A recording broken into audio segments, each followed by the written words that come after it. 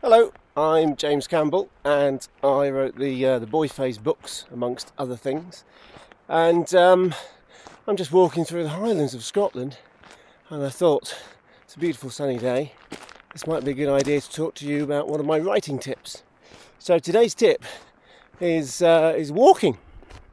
I find often if I'm sitting at my desk, or at the kitchen table, or at my computer, then I can be writing away and I get stuck and I can't think of what comes next. Now, I have to be careful because sometimes I will then use that as an excuse to go and do something else.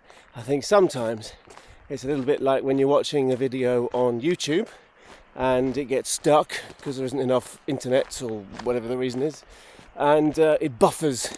That little circle comes up and you go, oh no, why has it stopped? And it's the same with writing. Sometimes I'm writing and I go, oh no, why has it stopped? I don't know what to write next.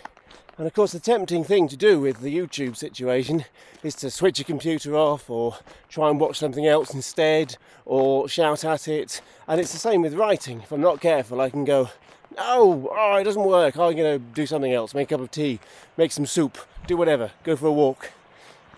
Often the best thing to do with the YouTube and with the writing is just to sit patiently and wait, and then it will start again in its own good time.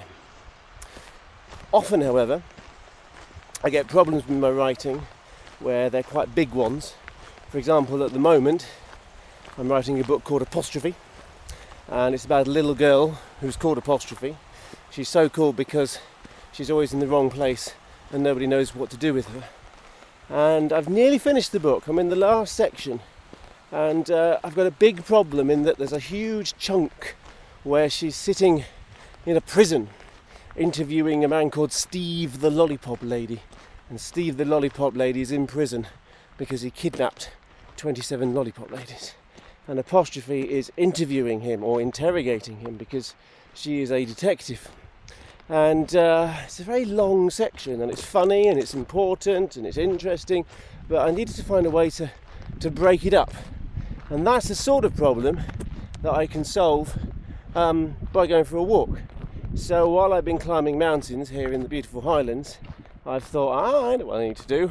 I need to write some chapters about some other parts of the story, some subplots, as we call them, and put a couple of those in the middle of the Steve the Lollipop Lady prison sequence, which will break it up and mean it's not one big chunk.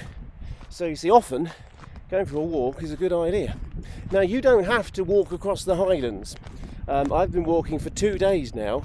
I don't recommend that, but perhaps a walk around your garden, or a walk around the playground, or even just a walk around your own bedroom can make a difference.